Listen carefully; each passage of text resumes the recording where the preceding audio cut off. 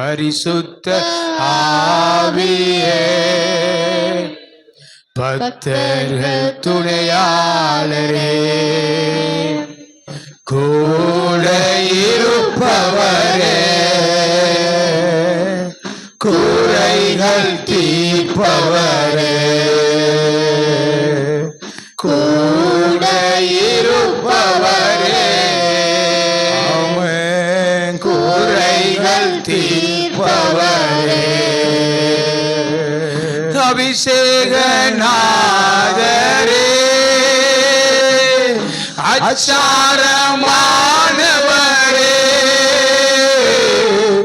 அபிஷேகநாதரே,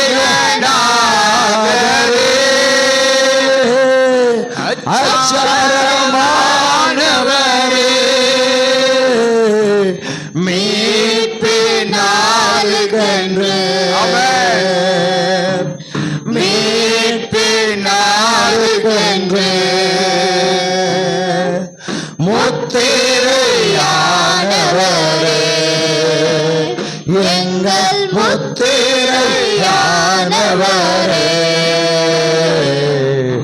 பரிசுத்த ஆவியே, பக்தர்கள் துணையாளரே, கூட இருப்பவரே, குறைகள் தீர்ப்பவரே, கூட இருப்பவரே, குறைகள் தீர்ப்பவரே. அல்லேலூயா, அல்லேலூயா, அல்லேலூயா. கர்த்தருடைய பரிசுத்தமுள்ள நாமத்திற்கு மகிமை உண்டாகட்டும்.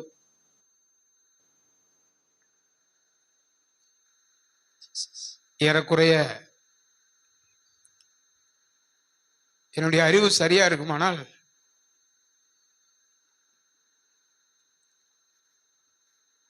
1.5 வருஷம் இருக்கும் என்று நினைக்கிறேன்.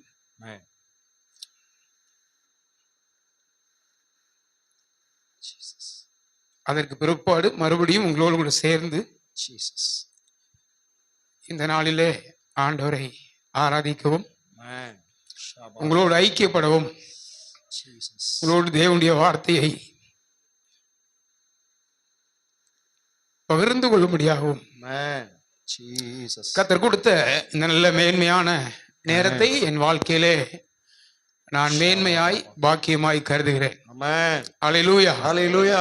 இந்த காலை வேளையிலே கூடி வந்திருக்கிற உங்கள் யாவரையும் ஆண்டவராகிய இயேசு கிறிஸ்துவின் விலையேறப்பெற்ற நாமத்தில் வாழ்த்துகிறேன். இங்கே ஊழியம் செய்கிற அன்பு போதகருக்காக, பாஸ்டர் சுரேஷ் மணிக்காக, விசேஷமாக ரமேஷுக்காக நான் ஆண்டவரை ஸ்தோத்திரிக்கிறேன். இங்க இருக்கிற இன்னும் அநேக சகோதரர்களுக்காகவும் நான் ஆண்டவரை ஸ்தோத்திரிக்கிறேன். ரொம்ப நாட்களாக என்னை அழைத்து கொண்டே இருந்தார்கள். ஆனால் எனக்கு வருவதற்கு பெரிய ஆசை. ஆனால் வர முடியாத சில சூழ்நிலைகளின் காரணமாக நாட்கள் தள்ளி கொண்டே போனது. ஆனால் வருவேன் என்பது எனக்கு தெரியும். நாட்கள் கடந்து கொண்டே இருந்தது. ஆனால் இந்த நாளிலும் கூட ஆண்டவரை கொண்டு வந்ததுக்காக ஆண்டவரை ஸ்தோத்தரிக்கிறேன். உங்களுடைய மத்தியில் இருக்கிற நல்ல தேவ பிரசன்னத்துக்காக ஆண்டவரை ஸ்தோத்தரிக்கிறேன். நம்முடைய தியானத்தினரை கடந்து போகலாம். 2 வேத பகுதியை நான் வாசிக்கும்படி இருக்கிறேன். எபேசியர் 3வது அதிகாரம் அதனுடைய 21வது வசனத்தையும் 22வது வசனத்தையும் வாசிக்கும்படி இருக்கிறேன். அதுக்கு முந்தின வசனத்தை வாசி. நாம் வேண்டிக் கொள்ளுகிறதற்கும் நினைக்கிறதற்கும் மிகவும் அதிகமாய் நமக்குள்ளே கிரியை செய்கிற வல்லமையின்படியே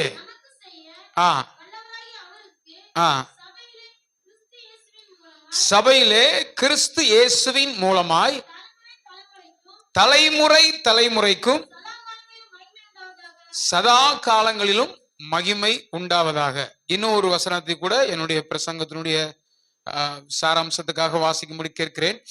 ஏசியா தீர்க்கதரிசன புஸ்தகம் 51வது அதிகாரம் 9வது வசனத்திலிருந்து 11வது வசனம் வரை வாசி.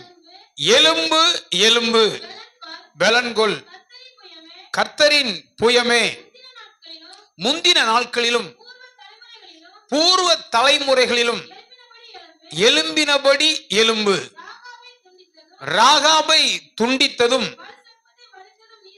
வலு சர்ப்பத்தை வதைத்ததும் நீதான் அல்லவோ. வாசிங்க. மகா ஆழத்தின் தண்ணீர்களாகிய சமுத்திரத்தை வற்றி போக பண்ணினதும் மீட்கப்பட்டவர்கள் கடந்து போக கடலின் பள்ளங்களை வழியாக்கினதும் நீதான் அல்லவோ. அப்படியே கர்த்தரால் மீட்கப்பட்டவர்கள் ஆனந்த களிப்புடன் பாடி சியோனுக்கு திரும்புவார்கள்.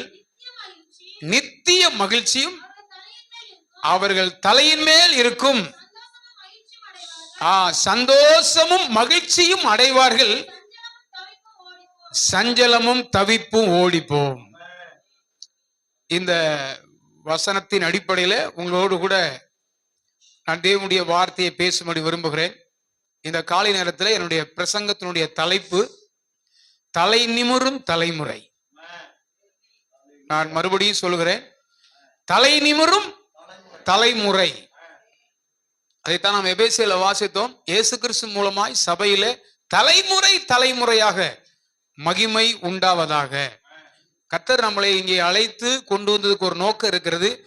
அது ஏதோ ஒரு தலைமுறையோடு நின்று போகிறது அல்ல. தலைமுறை தலைமுறையாக அவரை சேவிக்க, அவரை பின்பற்றும்படி ஆண்டவர் நம்மை அழைத்திருக்கிறார். ஹல்லேலூயா. கர்த்தருடைய பரிசுத்தமுள்ள நாமத்திற்கு மகிமை உண்டாகட்டும். பாஸ்டர் அழகான ஒரு வார்த்தையை சொன்னாங்க. இனி நீ அழுது கொண்டிராய். யோசேப்புடைய வாழ்க்கையை நீங்கள் கவனித்து பார்த்தீர்களானால், அவன் தன் சகோதரமாரை சந்திச்ச பிற்பாடு, அவன் உயர்த்தப்பட்ட பிற்பாடு ஒரு 7 சந்தர்ப்பத்துல அழுதான். தனக்காக அழுகவில்லை, மற்றவர்களுக்காக அழுதான். அப்படியானால் அதற்கு முன்னால் உள்ள காலங்கள்ல அவன் நிறைய அழுதிருக்கலாம். அவன் போன பாதையெல்லாம் கேட்கும் போது நமக்கே உள்ளம் உடைகிறது. ஆனால் அவனுடைய வாழ்க்கையில் அழுததாக இங்கே சொல்லப்படவில்லை. அதெல்லாம் மறைக்கப்பட்டிருக்கிறது.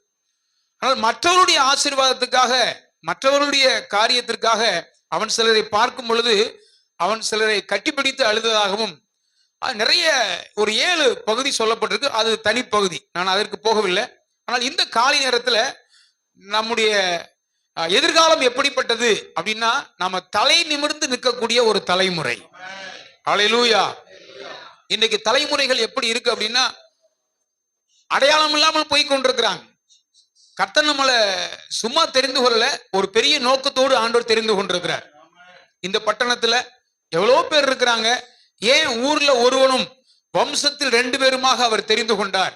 அவர் தெரிந்து கொண்டதுக்கு ஒரு நோக்கம் இருக்கிறது, ஒரு திட்டம் இருக்கிறது. ஆகினால் இங்கே இருக்கிற நீங்களும் நானும் யதார்த்தமாக இங்கே வரவில்லை. கர்த்தர் நம்மளை தெரிந்து கொள்ளவில்லை. அவருடைய முன்னறிவின்படி, முன் அறிவிப்பின்படி, தெரிந்து கொள்ளும்படி கர்த்தர் நம்மளை கொண்டு வந்திருக்கிறார். ஹல்லேலூயா. கர்த்தருடைய பரிசுத்தமுள்ள நாமத்திற்கு மகிமை உண்டாகட்டும். அப்ப தலைமுறை, இன்னைக்கு தலைமுறையை நீங்க பாருங்க. ஒரு காலத்துல நம்முடைய தலைமுறைகளை பத்தி நம்ம பார்க்கிறோம். ஆபிரகாம், ஈசாக்கு, யாக்கோபு என்கிற நம்முடைய முற்பிதாக்களுடைய தலைமுறையில நீங்க பார்த்தீங்கன்னா, அவங்க வாழ்க்கையெல்லாம் ஆண்டவரை சரியா பின்பற்றி வந்தார்கள். ஆனால் இன்றைக்கு இருக்கிற தலைமுறைகள் எங்கேயோ போயிட்டு இருக்கு, வித்தியாசமான ஒரு கோணத்துல போயிட்டு இருக்கு. ஆனா அப்படிப்பட்ட ஒரு அனுபவத்துக்காக கர்த்தர் நம்மளை கொண்டு வரவில்லை. நான் இங்க கீழே உட்கார்ந்து இருந்த போது அப்படியே தியானித்துக் கொண்டே இருந்தேன், தேவனை துதித்துக் கொண்டே இருந்தேன். அப்பொழுது எனக்குள்ள சில வார்த்தைகள் ஓடிக்கொண்டே இருந்தது. நான் இப்ப சொல்றேன், இந்த பிரசங்கத்தின் அடிப்படையில் சொல்றேன். நீங்க நினைப்பீங்க ஒருவேளை நல்லா ஆராதிக்கிறதுக்கு ஒரு இடம் ஆண்டவர் தந்திருக்கிறார், கம்ஃபர்டபுளா இருக்கு அப்படின்ட்டு. ஆனா இங்கேயே நீங்க நெடுங்காலமா ஆராதிக்க போறது இல்லை. நீங்க ஆராதிக்கிற இடம் மேல இருக்கிறது. சோ இந்த இடம் அல்ல, இதை விட இன்னும் சிறப்பா நம்முடைய தலைமுறைகள் ஆராதிப்பதற்காக கர்த்தர் அதையும் ஆயத்தப்படுத்தி வைத்திருக்கிறார். இந்த கொஞ்ச பேரோடு மாத்திரமல்ல, இன்னும் அநேகர் சேர்ந்து ஆராதிக்க போற ஒரு நாட்களை கர்த்தர் வைத்திருக்கிறார். ஏனென்றால் நம்முடைய தலைமுறை நிமிர்ந்து நிற்கக்கூடிய ஒரு தலைமுறை. இந்த வேர்டை எனக்குள்ள இதயத்தில் ஆண்டவர் தந்து கொண்டே இருந்தார். ஒரு காலத்துல நான் பேசின பிரசங்கத்திற்கும் இன்றைக்கு நான் பேசுற பிரசங்கத்துக்கு நிறைய வித்தியாசம் இருக்கு. ஒரு காலத்துல ஆண்டவர் எனக்கு தியரிட்டிக்கலா பேச வச்சாரு. ஆனால் இந்த காலத்துல பிராக்டிக்கலுக்குள்ள, அதாவது அனுபவத்தினூடாக நிறைய காரியங்களை ஆண்டவர் பேச வைத்திருக்கிறார். சில நேரங்கள் ஆண்டவர் நடத்தின விதங்களை நினைச்சா, தியானிச்சா, பாடுனா நம்முடைய கண்கள் இருந்து கண்ணீர் வராம இருக்கவே இருக்க.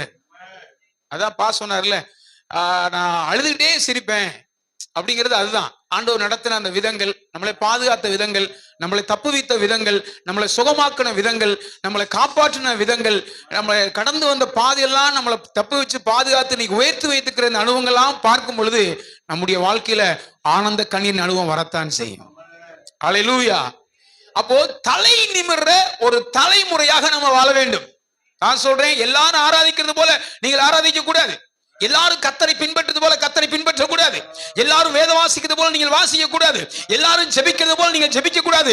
ஒரு தலை நிமிர்ற தலைமுறையாக கர்த்தரை பின்பற்ற வேண்டும். அல்லேலூயா. இன்னைக்கு ஒரு சந்ததி ஆண்டவரை பின்பற்றுது, அதுக்கப்புறம் அந்த சந்ததி காணாம போயிடுறாங்க, இல்லாம போயிடுறாங்க. நான் யோசித்து பார்த்தேன், எங்க தலைமுறை அப்படி திரும்பி பார்த்தேன். எங்க தாத்தா ராணுவத்தில் இருந்த போது ஆண்டவரை ஏற்றுக்கொண்டார். அவருக்கு அடுத்து எங்க அப்பா அடுத்த தலைமுறை. அவர் எங்கே போனாலும் வேதம் இல்லாம பாட்டு புக்கு இல்லாம போக மாட்டார். அவர் அன்றைக்கு உண்மையா பின்பற்றது அவருடைய பிள்ளைகளாகிய நாங்கள் 3ஆம் தலைமுறையாக ஆண்டவரை நான் பின்பற்றி ஆராதிக்கிறேன். எனக்கு அடுத்து என்னுடைய பிள்ளைகளும் கூட இந்த ஆண்டவர் ஆராதிக்கும்படிக்கு ஒரு தலைமுறையா மாறி இருக்கிறாங்க. நான் விசுவாசிக்கிறேன், தலைமுறை தலைமுறையாக நாம் கர்த்தரை சேவிக்கிறவர்களாக கர்த்தர் அழைத்திருக்கிறார். ஒருவேளை பாஸ்டருடைய குடும்பத்துல அவங்க இந்த தலைமுறையில ஆராதிச்சுக்கலாம். ஆனா நான் சொல்றேன், காலா காலமா யுகா யுகமா கர்த்தருடைய வருகை வரையிலும் இந்த இடத்துல தலைமுறைகள் ஆண்டவரை சேவித்துக் கொண்டே இருக்கும், அவர் ஆராதித்துக் கொண்டே இருக்கும், அவரை பின்பற்றிக் கொண்டே இருப்பார்கள். கர்த்தருடைய நாமம், கர்த்தருடைய மகிமை இந்த இடத்துல பிரஸ்தாபமாகிக் கொண்டே இருக்கும். அல்லேலூயா. கர்த்தருடைய பரிசுத்தமுள்ள நாமத்திற்கு மகிமை உண்டாகட்டும். ஆகையினால என்னுடைய வார்த்தையை கேட்கிற அருமையான தேவனுடைய பிள்ளைகளே, இன்றைக்கு தலைமுறைகள் தலைகளாக போய் கொண்டிருக்கிறது. எல்லாம் தடம் புரண்டு மாறிக்கொண்டு போய் கொண்டிருக்கிறாங்க. அப்ப நம்முடைய தலைமுறைகள் நிமிர்ந்து நிற்கணும். அந்த காலத்திலிருந்து இந்த காலம் வரைக்கும் எங்களுடைய தலைமுறை ஆண்டவருடைய தலைமுறை. அப்ப இந்த தலைமுறையினுடைய விசேஷத்தை பத்தி நான் உங்களோடு பேசும்படி விரும்புகிறேன். ஆண்டவருடைய அந்த தலைமுறையுடைய விசேஷத்தை பத்தி வேதத்துல நிறைய விஷயம் சொல்லப்பட்டிருக்கு. ஆனா சிலருடைய வாழ்க்கையில ஆண்டவர் அப்படி உண்மையா அவங்க பின்பற்றி வந்ததுனால அவங்க சந்ததிகளை 3-4 தலைமுறைகளுக்கு மேலாக ஆண்டவர் ஆசீர்வதித்திருக்கிறார். ரொம்ப நேரம் உங்களை உட்கார வைக்க மாட்டேன். எனக்கு தேவையான வார்த்தையை ஆண்டவர் எனக்கு சொல்ல வச்சுட்டாருன்னா நான் அதோடு நிறுத்தும்படி விரும்புகிறேன். ஏனென்றால் எங்களுடைய காரியத்தெல்லாம் உங்களுக்கு புகுத்து முடியாக அல்ல. ஜனங்களுக்கு இன்னைக்கு தேவை ஆண்டவர், ஜனங்களுக்கு இன்னைக்கு தேவை நன்மை, ஜனங்களுக்கு இன்னைக்கு தேவை விடுதலை, ஜனங்களுக்கு இன்னைக்கு தேவை வெளிச்சம், ஜனங்களுக்கு இன்றைக்கு தேவை நல்ல ஒரு தரிசனம், ஜனங்களுக்கு இன்றைக்கு அவசியம் ஒரு அபிஷேகம். அல்லேலூயா. ஜனங்களுக்கு இன்னைக்கு தேவை ஒரு ஜெய ஜீவியம், ஜனங்களுக்கு இன்னைக்கு தேவை ரட்சிப்பு. அந்த அனுபவத்தை தான் சபையிலே தேவன் தரும்படி விரும்புகிறார். தலைமுறை தலைமுறையாக தேவனுடைய சத்தம் தொனித்துக் கொண்டே இருக்க வேண்டும். அல்லேலூயா. கர்த்தருக்கு ஸ்தோத்திரம். முதலாவதாக நம்முடைய தலைமுறையை நீங்கள் திரும்பி பார்த்தீங்கன்னா, நம்முடைய தலைமுறைகள் எல்லாம் சாதாரணப்பட்ட தலைமுறைகள் அல்ல. நம்முடைய தலைமுறையுடைய முன்னோர்களை பத்தி நீங்க கவனித்து பார்க்கும் பொழுது, அதனால அழகான வசனத்தை வாசித்தோம். கர்த்தரால் மீட்கப்பட்டவர்கள் ஆனந்த களிப்புடன் திரும்பி வருவார்கள். நித்திய மகிழ்ச்சி தலையின் மேல் இருக்கும், சஞ்சலமும் தவிப்பும் ஓடி போகும். காலகாலமா ஒருவேளை இதுவரையிலும் எத்தனையோ காரியத்தை நீங்க கண்டிருக்கலாம். நான் சொல்றேன், நீங்க சாதாரண தலைமுறையில உங்கள் இருந்து ஆரம்பிக்கிறது. தலைமுறை தலைமுறையாக கர்த்தரை பின்பற்ற சந்ததியாக ஆண்டவர் மாற்றுவார். செங்கடலை கடந்தாங்க, எரிகோவை உடைத்தெறிந்தார்கள், யோர்தானை கடந்தார்கள். இப்படி எத்தனையோ விஷயத்தை கடந்து கடந்து வந்தாங்க. அவர்கள் கானானுக்குள்ளும் பிரவேசித்தார்கள். அதுக்கப்புறம் நீங்க பாத்தீங்கன்னா அவருடைய வாழ்க்கையில சில அடிமைத்தனத்துக்குள் ஆக்கப்பட்டார்கள். அதுக்கப்புறம் அவங்க நிறைய நல்ல காரியத்தெல்லாம் நியாயம் விசாரித்தார்கள். தேவன் நிறைய காரியத்தை செய்தார். 2 விஷயத்தை சொல்றேன். தலைமுறை தலைமுறையாக நாம தலை நிமிர்ந்து நிற்க வேணுமானால் தேவனிடத்துல அன்பு கூர்ற ஜனங்களாக மாற வேண்டும். அல்லேலூயா. வாசிங்க யாத்திராகமம் 20வது அதிகாரம் 5வது வசனத்தையும் 6வது வசனத்தையும் வாசி. வேண்டாம், உன் தேவனாய் இருக்கிற கர்த்தராய் இருக்கிற நான் என்னை பகைக்கிறவர்களை குறித்து நல்லா கவனிங்க, பிதாக்களுடைய அக்கிரமத்தை பிள்ளைகளிடத்திலும் மூன்றாம் நான்காம் தலைமுறை மட்டும் விசாரிக்கிறவரா இருக்கிறேன். என்னிடத்தில் அன்பு கூர்ந்து என்னுடைய கற்பனைகளை கைக்கொள்கிறவர்களுக்கு எத்தனை தலைமுறைமா? நல்லா கவனிங்க, ஒருத்தன் தவறு செஞ்சாண்டா ஒரு தலைமுறையில ஒருத்தன் பண்ற தவறுக்கு மூன்றாம் நான்காம் தலைமுறை மட்டும் பிள்ளைகளிடத்திலும் பிள்ளைகளுடைய தலைமுறையிலும் கர்த்தர் விசாரிப்பாராம். ஆனா ஒருத்தன் உண்மையா ஆண்டவரை சேவிச்சாண்டா, பின்பற்றினாண்டா, ஊழியம் செஞ்சாண்டா, அவனுக்கு 1000 தலைமுறை இறக்க செய்யறவரா இருக்கிறார். ஒருத்தன் செய்யற தவறு 3-4 தலைமுறை போகுது, அது விசாரிக்கிறாரு. ஆனா ஒருத்தன் முழு இருதயத்தோடு ஆண்டவரை உண்மையா பின்பற்றும் போது, நேசிக்கும் போது, ஊழியம் செய்யும் போது அந்த தலைமுறைக்கு 1000 வருஷம் இரக்கம் செய்கிறார். அல்லேலூயா. அப்ப தேவனிடத்துல தலைமுறை தலைமுறையா ஒரு இரக்கத்தை சம்பாதித்து வைக்கிற தலைமுறையா நம்ம மாறணும். நமக்கு உட்பாடு நம்முடைய சந்ததி, நம்முடைய பிள்ளைங்க நல்லா இருக்கத்தக்க விதங்கள் ஆண்டவரை பின்பற்றணும். அப்ப நீங்க பாருங்க, நிறைய பேருடைய அவங்க தாய் தகப்பன் செஞ்சதான அந்த பகுதி, அந்த பாவம், அந்த சரியில்லாத பகுதி பிள்ளைகளை வந்து பாதிக்குது. கர்த்தர் விசாரிப்பார்னு சொல்லப்பட்டிருக்கு. அப்ப நிறைய பேர் இன்னைக்கு ஒருத்தவங்க செய்யற காரியம் அநேகர் தலை குனிஞ்சு நிக்கிறாங்க. சில தலைமுறைகள் சாபங்கள் இருக்கிறது. இவையெல்லாம் மாற்றத்தக்க விதங்கள்ல இயேசு கிறிஸ்து நமக்காக சிலுவையிலே ரத்தம் சிந்தி இருக்கிறார். 1000 தலைமுறை யோசித்து பாருங்க, திரும்பி பாருங்க, 1000 தலைமுறை.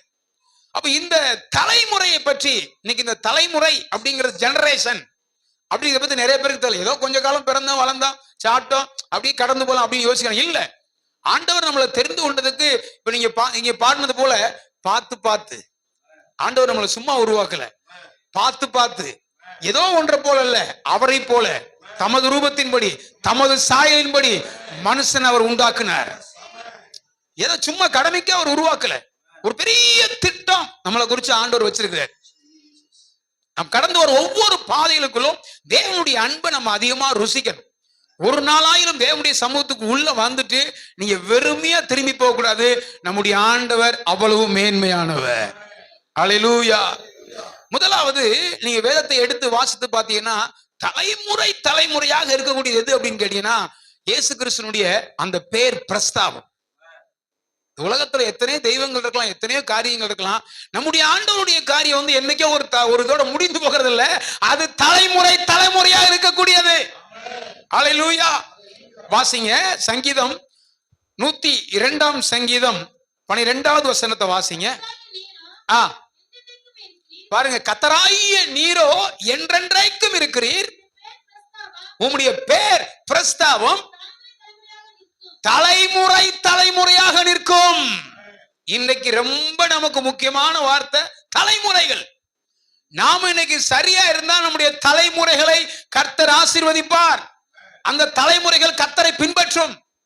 என்னுடைய முன்னோர்கள், முற்பிதாக்கள், என்னுடைய தாத்தா உண்மையா ஆண்டவரை பின்பற்றதுனால எங்க அப்பா அதை ஃபாலோ பண்ணார். எங்க அப்பா உண்மையா கர்த்தரை ஃபாலோ பண்ணதுனால நாங்க அந்த வழியில வரும்படிக்கு எங்களுக்கு தேவன் இரக்கம் செஞ்சார். இப்ப நான் உண்மையா இருந்தேன்னா எனக்கு அடுத்துள்ள என்னுடைய பிள்ளைகள் கர்த்தரை உண்மையா பின்பற்றுவார்கள். அப்ப தலைமுறைகள் ஆண்டவரை பின்பற்றி கொண்டே இருக்க வேண்டும். அப்போ தேவனுடைய சில மேன்மையான பகுதியும் கூட அது என்னையோ என்றைக்கோ ஒரு நாள் முடிந்து போகிறது இல்ல, தலைமுறை தலைமுறையாக. நீங்க பாருங்க, ஒரு சில கூட்டத்தை பாத்தீங்கன்னா சில நேரங்கள் ஆண்டவரை உயர்த்துறாங்க, கனம் பண்றாங்க, அப்புறம் அப்படியே விட்டுறாங்க. அப்படி அல்ல.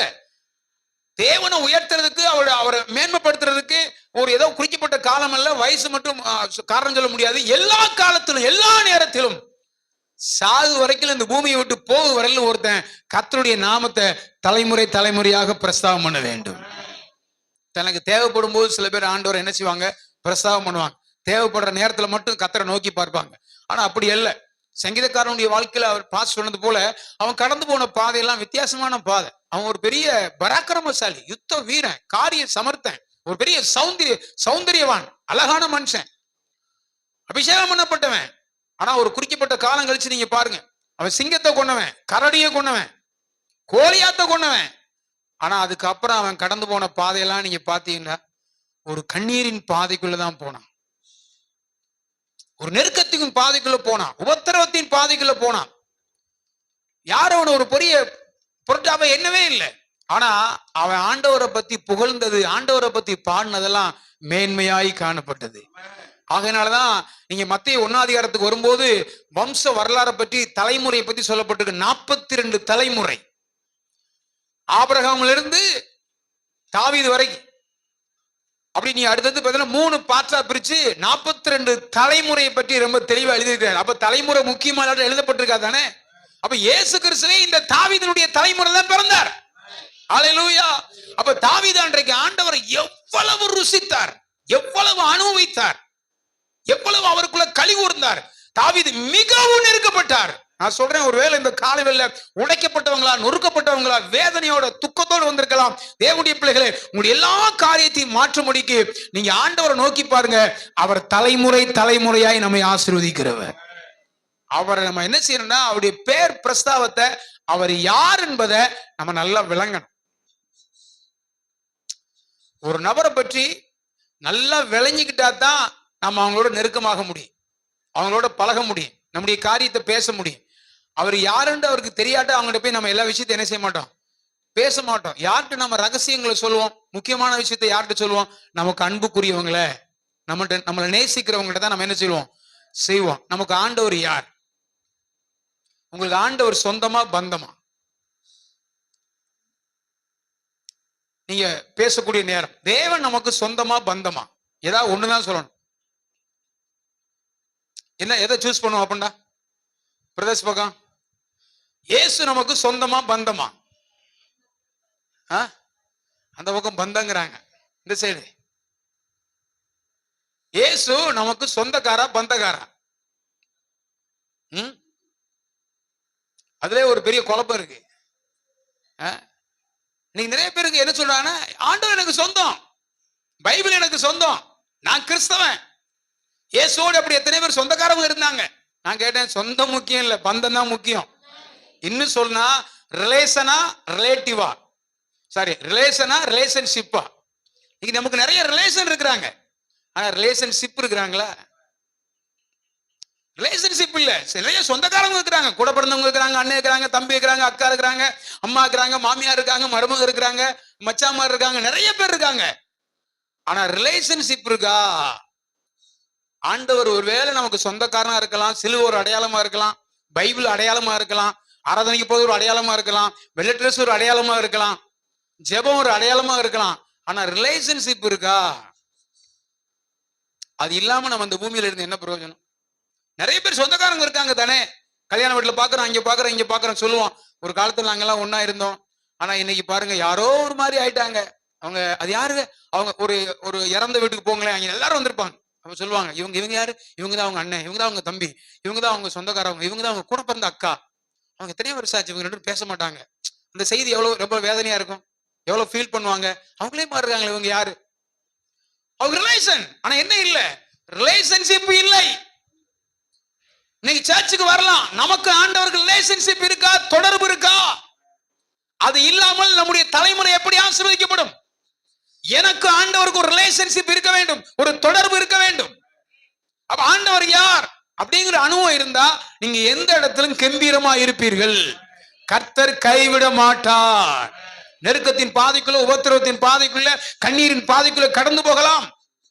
நான் தேவனுடைய இந்த நாமத்தினுடைய சில விஷயத்தை சொல்லிட்டு, இந்த நாமம் தலைமுறை தலைமுறையாக சொல்லப்பட்டிருக்கு. இன்னும் கூட ஒரு சில வார்த்தையை நான் வாசிக்கும்படி கேட்கிறேன். 135ஆம் சங்கீதம் 13வது வசனத்தை வாசிங்க. உம்முடைய நாமம் என்றென்றைக்கும் உள்ளது. கர்த்தாவே, உம்முடைய பிரஸ்தாவம்.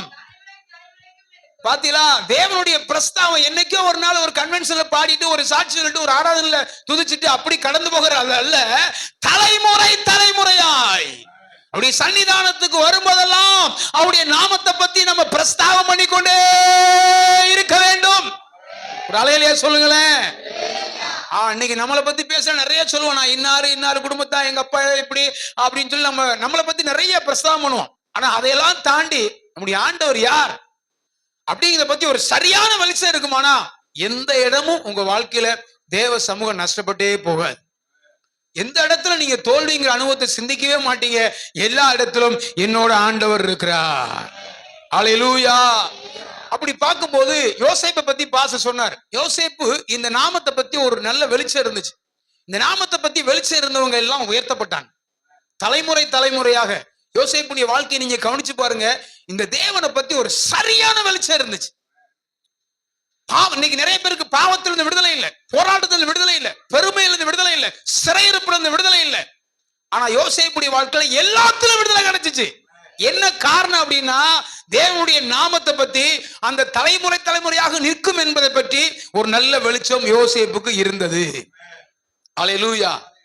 இவருடைய நாமம் எப்படி? கர்த்தரின் நாமம் பலத்த துருகம், நீதிமான் அதற்குள் ஓடி சுகமாயிருப்பான்.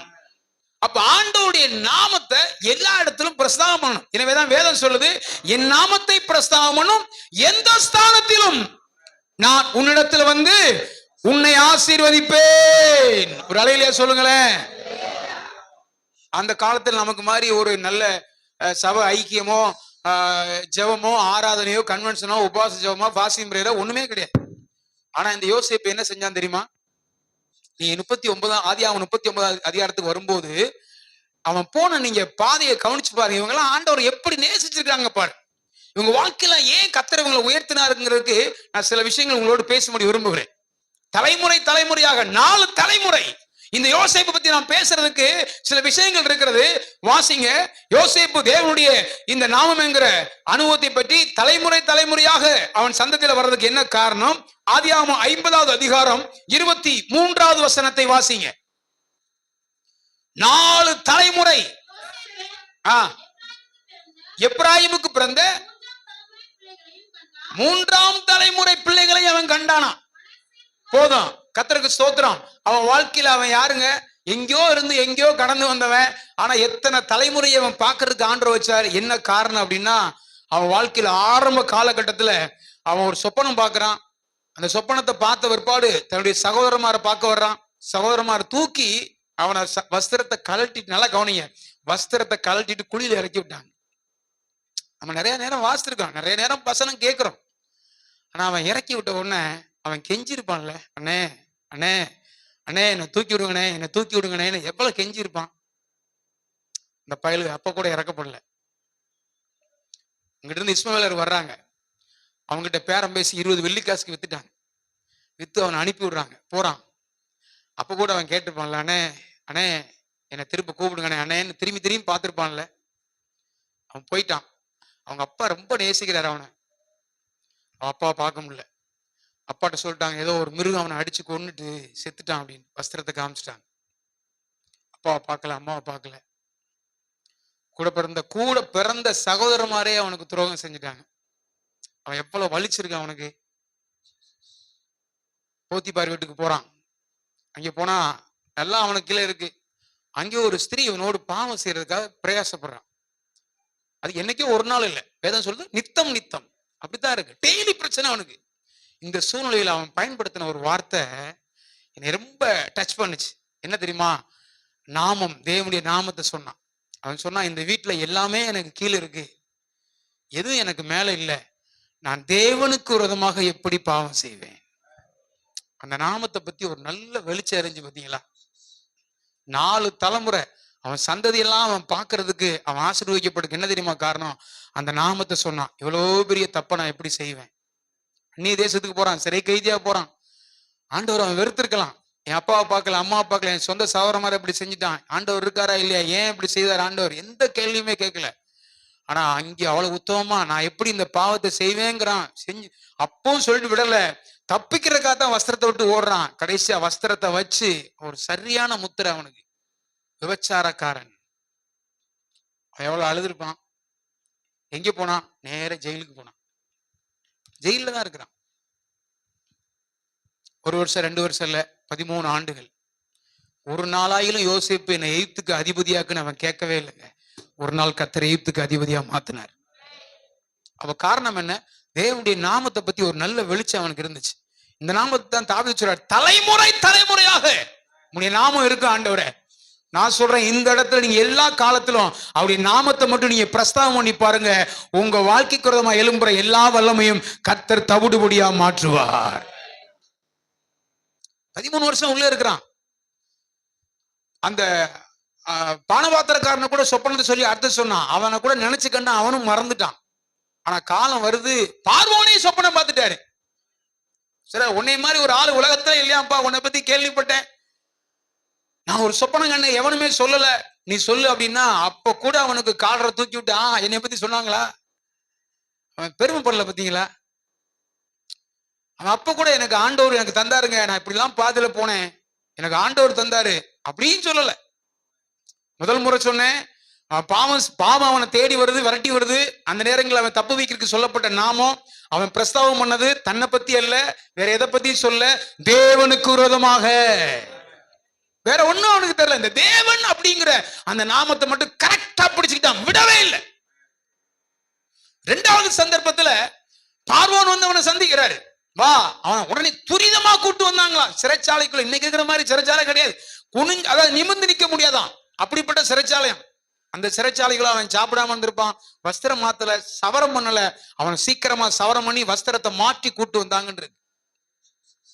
கூட்டு வந்து நிறுத்தினா, உன்னை பத்தி கேள்விப்பட்டப்பா, நீ நல்லா பிரசங்கியாராமே, நீ நல்லா பாடுவியாமே, நிறைய அற்புதம் எல்லாம் செய்யாமே, நீ ஊழியம் செய்யற இடத்துல உன்னை பத்தி நிறைய சொல்றாங்கன்னா நமக்கு எப்படி இருக்கும், கொஞ்சம் அப்படி காலரெல்லாம் தூக்கி விட்டது மாதிரி கொஞ்சம் இதா இருப்போம். நம்மளை பத்தி கொஞ்சம் நல்லா பேசினாலே பொதுவா மனுஷனுக்கு என்ன செய்ய, சந்தோஷம் வரும், உற்சாகம் வரும், ஹாப்பினஸ் வரும். ஆமா சொன்னாங்களா, உன்னை பத்தி கேள்விப்பட்டேன், வால்பாஸ் தான் பார்த்தையா, யூடியூப்லாம் வந்துட்டு இருக்கிறியா அப்படின்னு சொன்னோன்னு ஊர் உன்னை பத்தி நிறைய சொல்லுதுன்னு நமக்கு ஒரு இது வரும். ஆனா அவன் அப்படியான்னு கூட கேட்கலங்க. அவன் அந்த நாமத்தை பத்தி ஒரு வெளிச்சம் இருந்ததுனால அவன் சொன்னா, பார்வோனுக்கு தேவனே மங்களகரமான உத்தரவு அருள்வாராக. ஆமா, நான் ஒரு பெரிய சொப்பனக்காரையா, எனக்கு சொப்பனத்தை வியாக்கியானம் பண்ண முடியும், எனக்கு அது திறமை இருக்கு, இந்த திறமை இருக்கு, நான் அப்படி வாங்கினேன் இப்படி வாங்கினேன், 40 நாள் உபவாசம் இருந்து வாங்கினேன். நோ, எதையுமே பேசல, ஒரே வார்த்தை அடிச்சான், தேவனே பார்வோனுக்கு மங்களகரமான உத்தரவு அருள்வாராக. இரண்டாவது டைம் தேவனுடைய நாமத்தை பிரஸ்தாபம் பண்ணானா. மூணாவது அடுத்த சந்தர்ப்பம், சகோதரமாரெல்லாம் வராங்க, எல்லாரும் சொல்றாங்க. அப்ப சொல்றான், உங்களுக்கு ஜீவரட்சணை செய்யும்படி தேவனே என்ன அனுப்புனார். எத்தனை ஆண்டியா சிறைவாசகம், எத்தனை கெட்ட கேவலமான வார்த்தையெல்லாம் கேட்கறதுக்காக, விபச்சாரக்காரன் கேட்கறதுக்காக குழியில தூக்கி போட்டு நின்றுச்சு. இல்ல, உலகத்திலே அவன் இல்லைங்கிற பேர் வந்துச்சு. எல்லாம் கேட்டான், வாங்கடா வாங்க, நல்ல சந்தர்ப்பம் கிடைச்சிருக்கு, நீங்க தானே குழியில தூக்கி போட்டவங்க, நீங்க தானே 20 வெள்ளிக்காசுக்கு வித்தவங்க, நீங்க தானே எங்க அப்பா அம்மா பார்க்காம ஆக்கினவங்க, எத்தனை வருஷம் நான் அழுதுருப்பேன், எல்லாத்துக்கும் பழி தீர்க்கக்கூடிய சரியான நேரம் வந்துட்டு வா. அந்த பகை உணர்வு கூட அவன்கிட்ட இல்லைங்க. அந்த நாமத்தை பத்தி அறிஞ்சதுனால சொல்றான், தேவனே நான் அனுப்புனார். நம்ம என்ன சொல்லுவோம், என் குடும்பத்தை கெடுத்தது இவதான், என் குடும்பத்தை கெடுத்தது மாமியா தான், என் குடும்பத்தை கெடுத்தது மருமக தான், என் குடும்பத்தை கெடுத்தது இவன் தான், என் குடும்பத்தை கெடுத்தது பக்கத்து வீட்டுக்காரன், என் குடும்பத்துக்கு விரோதமா செயல்படுறது இவன் தான். எவனும் நம்மளை கெடுக்கவே முடியாது. எழுதி வச்சுக்கோங்க, உங்களை நீங்களா கெடுத்துக்கிட்டாதான், உங்களை நீங்களா கெடுத்துக்கிட்டாதான். உங்களை கெடுக்க இந்த உலகத்துல எந்த வல்லமைக்கு அதிகாரம் இல்லை. நீங்கள் தலைமுறை தலைமுறையாக கர்த்தரை சேவிக்கிற ஜனம், தலைமுறை தலைமுறையாக ஆண்டவர் அறிந்திருக்கிற ஜனம், தலைமுறை தலைமுறையாக அவருடைய நாமத்தை பிரஸ்தாபம் பண்ற அந்த ஜனத்துக்கு விரோதமாக இந்த உலகத்துல எந்த வல்லமைக்கு அதிகாரம் இல்லை. யோசேப்பை கர்த்தர் உயர்த்தினார், அந்த உயர்வை எவனும் தடுக்கல. ஒரு நாள் கூட என்ன எய்த்துக்கு அதிபதியாகுன்னு கேட்கல. எங்கேயோ இருந்த ஒரு மனுஷன், அவன் போன பாதை என்ன, இயேசு கிறிஸ்துவின் அந்த நாமத்தை, தேவனுடைய நாமத்தை பத்தி நல்ல வெளிச்சம் இருந்துச்சு. இந்த நாமத்தை மட்டும் பிரஸ்தாபம் பண்ணிட்டே இருந்தான். அவனை யாரும் தொட முடியல, எல்லாரும் தீமை செஞ்சாங்க. அவன் சொன்னா, நீங்க தீமை செய்ய நினைத்தீர்கள், கர்த்தரோ நன்மையாக மாற்றினார். அல்லேலூயா. அதனால கலங்காதீங்க. இந்த காலையில் நல்ல ஆண்டவரை துதிங்க, பாடுங்க. நீங்க யோசிப்பீங்க, என் வாழ்க்கையில ஏன் தரித்திரம், ஏன் பிரச்சனை, ஏன் என் வாழ்க்கை முன்னேற முடியல, ஏன் கடன் பிரச்சனை இன்னும் மாறல, பலரும் பலவிதமான காரியத்தை, இதுவா அதுவா, எதுவும் நடக்காது, எதுவும் செய்ய முடியாது. நீங்க தேவனை அறிஞ்சு தேவனுடைய நாமத்தை நல்லா பிரஸ்தாபம் பண்ணுங்க. நெகட்டிவ் தாட் மைனஸா நீங்க திங்க் பண்ண மாட்டீங்க, பாசிட்டிவா கர்த்தர் உங்களை திங்க் பண்ண வச்சு ஆசீர்வதிப்பா. வேற எதையுமே யோசிக்கல. அப்படி நீங்க வாஸ்து பாத்தீங்கன்னா ஒரு 7 இடத்துல அவனுக்கு வந்து எல்லா பகுதியிலும் தேவனே தேவனே அப்படிங்கறத முன்பாக சொல்லியிருப்பான். தன்னை பத்தியோ தன் குடும்பத்தை பத்தியோ தான் போன பாதையை பத்தியோ எனக்கு ஏன் இப்படி ஆண்டவர் செஞ்சாருன்னு யோசேப்பு சொல்லவே இல்லை. கர்த்தருடைய நாமத்தை தான் உயர்த்தினான். இன்னும் ஒண்ணு சொல்லட்டா, தாவீது அவங்களுடைய சகோதரமாரை பார்க்க போறான். சவுலும் இஸ்ரவேலர் எல்லாம் கலங்கி நிக்கிறாங்க. முழு பாளையமும் கலங்கி நிக்குது. காலையில மாலையில கோலியாத்து வந்து பயமுறுத்திட்டு இருக்கிறான். பயங்கர பிரச்சனை. இந்த சூழ்நிலையில தாவீது உள்ள என்றாகிறாரு. அங்கே ஒரு பெரிய சேஞ்ச் வர்றதுக்கு என்ன காரணம்டா, அவன் சொன்னான், நீ நிந்தித்த இஸ்ரவேலின் ராணுவங்களின் தேவனாகிய கர்த்தருடைய நாமத்தை வருகிறேன். அந்த நாமத்தை பத்தி நல்ல அறிவும் நல்ல வெளிச்சமும் அவன் வாழ்க்கையில் இருந்துச்சு. தாவீது எங்கேயும் தோத்து போகவே இல்லை. ஆண்டவரே அவனை பத்தி சாட்சி சொல்லிட்டார். என் இருதயத்துக்கு ஏற்றுவேன். என் இறுதி நல்ல ஆண்டவரை துதிச்சான், நல்ல பண்ணான். தலைமுறை தலைமுறையாக அந்த வார்த்தை தான் அவனை கொன்னது. கோலியாத்தை கொன்னது காரணம் கர்த்தருடைய நாமத்தை சொன்னான். நம்முடைய வாழ்க்கையிலும் கூட கர்த்தருடைய நாமத்தை சரியா நம்ம அறிந்து கொள்வோமானால் அந்த நாமத்தை பிரஸ்தாபம் பண்ண உயர்த்த உயர்த்த உயர்த்த நம்முடைய சந்ததிகளை நம்மை கர்த்தர் ஆசீர்வதித்துக் கொண்டே இருப்பார். சாத்ராக் மேஷாக் ஆபேத்நேகோ சொன்னாங்க பாத்தீங்களா, நாங்கள் ஆராதிக்கிற எங்கள் தேவன். அந்த நாமத்தை பத்தி உயர்த்தினாங்க. அக்னி அவங்க இவ்வளவு கடும் வைராக்கியமா, நான் கூட யோசித்தேன், இவ்வளவு கடும் வைராக்கியமா பேசினாங்க, சேலஞ்ச் பண்ணாங்க. என்ன நடந்துச்சு? உடனே கர்த்தர் விடுதலை தரல, உடனே ஆண்டவர் கிரியை நடப்பிக்கல, தூக்கி உள்ள கொண்டு போயிட்டாங்க. 7 மடங்கு இன்னும் அக்னி சூடாக்கப்படுது. என்ன ஆண்டவரே இவ்வளவு வைராக்கியமா பேசுறேன், இவ்வளவு வைராக்கியம் முழங்கால நிக்கிறேன், உபாசம் இருந்திருக்கிறேன். சில நேரம் யோசிப்பீங்க, ஜெபம் பண்ண சோதனை கூடுதே, வியாதி அதிகரிக்குதே, போராட்டம் அதிகரிக்குதே, ஆண்டவர் இருக்கிறாரா இல்லையா, இவ்வளவு உண்மையா ஆராதிச்சு இன்னும் எனக்கு இந்த பிரச்சனை மாறலையே. ஒருவேளை யோசிக்கலாம், இவங்க சொன்ன வார்த்தை சாதாரண வார்த்தை இல்ல, நாங்கள் ஆராதிக்கிற எங்கள் தேவன் எங்களை தப்புவிக்க வல்லவராயிருக்கிறார். அக்னி ஜுவாலை ஏற்கனவே சூடாக்கப்பட்டது பார்க்கலாம், இன்னும் 7 மடங்கு சூடாக்கப்படுது. ஆனா அவங்க அந்த வார்த்தையில மாறவே இல்லை. ஆனா தூக்கிட்டு போய் உள்ள போட்ட ஒரு பாடு, தூக்கிட்டு போனவன் கருகி போயிட்டானா. அப்ப அந்த நாமம் எவ்வளவு பெருசு பத்தியல. அந்த நாமத்தை உயர்த்தினாங்களே, அவங்க ஆண்டவர் கைவிட்டாரா? முழு அந்த பாபிலோன் மாகாணத்துல உயர்த்தப்பட்டார்கள். தானியேலை எடுத்துக்கொள்ளுங்கள், தேவனுடைய நாமத்தை விடவே இல்லை. பத்திரத்துக்கு கையெழுத்து வச்சாச்சு, தனக்கு ஆபத்து இருக்கு, தன் உயிருக்கு ஆபத்து இருக்கு. ஆனா அவன் கலங்கவே இல்லை. மறுபடியும் 3 வேளை போய் ஜெபம் பண்ணதான் செஞ்சான். ஜெபம் பண்ணதை கூட கிரியை நடப்பிக்கல. சிங்க கெபிக்கு போனா பாருங்க, அப்ப பாருங்க சிங்கத்தின் வாயை கர்த்தர் கட்டி போட்டார். அப்ப இந்த நாமத்தை உயர்த்தினவங்க, பிரஸ்தாபம் பண்ணவங்க வாழ்க்கையெல்லாம் கர்த்தர் கைவிடவே இல்லை. அவர்களை ஆண்டவர் கனம் பண்ணி இருக்கிறார். ஏனென்றால் அவருடைய நாமம் என்றைக்கு ஒளிந்து போகிற நாமம் அல்ல, அது தலைமுறை தலைமுறையாக நிலை நிற்கக்கூடிய ஒரு நாமம். ஹல்லேலூயா. எனவேதான் வானத்துக்கு கீழே பூமிக்கு மேலே இயேசு கிறிஸ்துவின் நாமம் இல்லாமல் வேறொரு நாமம் கட்டளையிடப்படவில்லை. அப்ப ரட்சிப்பு நமக்கு வேணுமானால் அந்த நாமத்தினால்தான். அப்ப இந்த நாமத்தை பற்றி அன்றைக்கு தெளிவான ஒரு வெளிச்சம் இருந்தது. இது போல நம்முடைய வாழ்க்கையிலும் தலைமுறை தலைமுறையாக நாம் கூடியிருக்கிற இடங்கள்ல நம்முடைய சந்ததி தேவனுடைய நாமத்தை பிரஸ்தாபம் பண்ணி கொண்டே இருக்க வேண்டும். ஹல்லேலூயா. இரண்டாவதாக நீ வேதத்தில் வாசிக்கும் பொழுது வாசியுங்கள், சங்கீதம் 89 சங்கீதம் 1வது வசனத்தை வாசிங்க.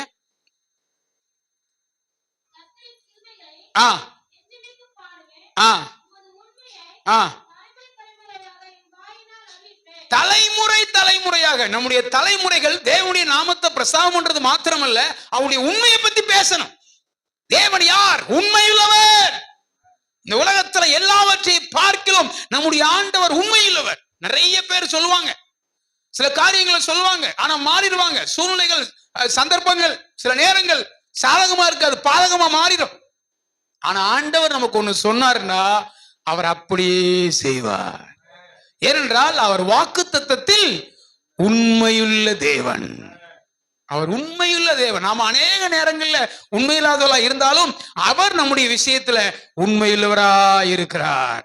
ஆகையினால் தேவனுடைய பிள்ளையே, நீங்கள் கலங்க வேண்டாம். கர்த்தர் எனக்கு வாக்குத்தத்தம் தந்திருக்கிறாரே, கர்த்தர் எனக்கு தரிசனம் தந்தாரு, கர்த்தர் எனக்கு சொப்பனம் தந்தாரு, ஏன் இன்னும் நிறைவேறவில்லை? அது கண்டிப்பா நிறைவேறும். ஆண்டவர் வாக்கு பண்ணார். அவர் உண்மையுள்ள தேவன். அவர் மனமாற மனிதன் அல்ல. தலைமுறை தலைமுறையாக அவருடைய உண்மை இருக்கிறது. இதை பற்றி தாவீது ரொம்ப அழகா சொல்றார். தலைமுறை தலைமுறையாக அந்த உண்மையை யாரும் மறைக்க முடியாது. ஹல்லேலூயா. தேவன் உண்மையுள்ளவர். நீங்க பூமியில பாருங்க, உண்மையை பார்க்க முடியலையே. அப்ப நம்முடைய தலைமுறையில் கூட நம்முடைய ஆண்டவர் இவ்வளவு உண்மையா இருக்கிறதுனால நாமும் அவரை உண்மையா சேவிக்கிறவங்களா, உண்மையா பின்பற்றுவர்களாக, அப்படி உண்மையை அறிய அறிய அறிய நம்முடைய வாழ்க்கையிலும் நாம் உண்மையுள்ளவர்களாக காணப்படுவோம். அதான் ரொம்ப தேவை. உண்மையுள்ளவர்கள் எண்ணி ஆண்டவர் நம்மளை இந்த ஊழியத்துக்கு ஏற்படுத்தி இருக்கிறார்.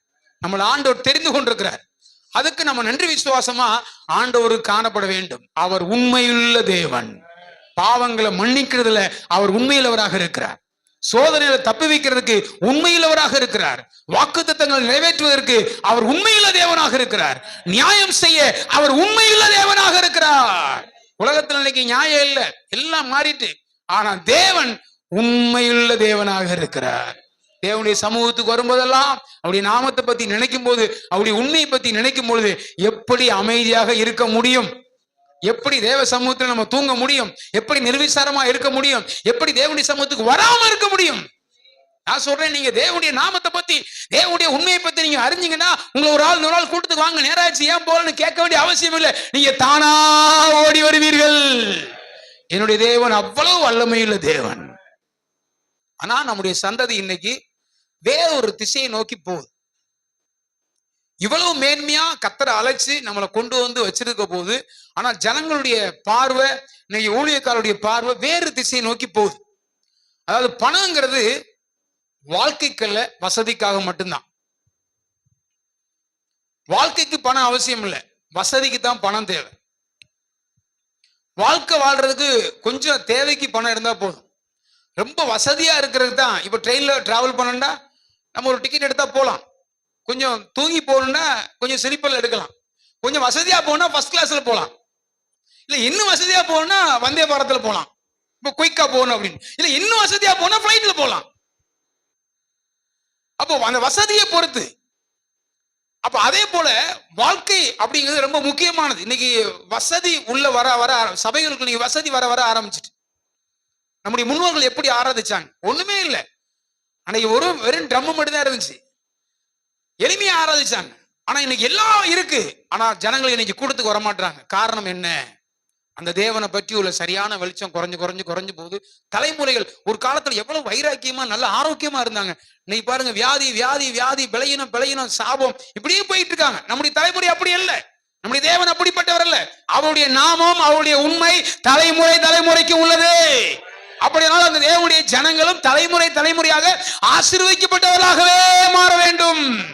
அல்லேலூயா. உண்மை, அவருடைய உண்மை தலைமுறைக்கு இருக்கிறது. மூன்றாவது, தேவனுடைய அபிஷேகம். ஏதோ ஒரு காலத்துல அபிஷேகம் பெற்று ஏதோ ஒரு மாசத்துல நல்லா இருந்துட்டு அப்படி சில பேர் விட்டுறாங்க. ஆனா தேவன் தந்த அந்த வல்லமை கூட தலைமுறையாக நிலை நிற்கும் என்று சொல்லப்பட்டிருக்கு. வாசிங்க, யாத்திராகமம் 40வது அதிகாரம் 15வது வசனத்தை வாசிங்க. சீக்கிரம் வாசி.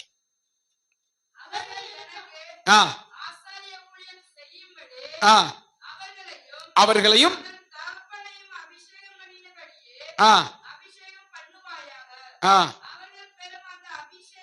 அவர்கள் பெறும் அந்த அபிஷேகம் தலைமுறை தோறும் நித்திய ஆசாரியத்துவத்துக்கு ஏதுவாயிருக்கும். அல்லேலூயா. கர்த்தர் உங்களை அபிஷேகம் பண்ண இந்த அபிஷேகம் உங்க தலைமுறையோடு முடிந்து போகிறது இல்ல. அது தலைமுறையாக ஆசாரியத்துவம் பண்ண, நடத்த, போதிக்க, அது என்றென்றைக்கு போதுமானதா இருக்கான். அப்ப இந்த ஸ்தலத்துல ஊற்றப்படுற அபிஷேகம் ஏதோ ஒரு சந்ததியோடு நின்று விட போறது அல்ல.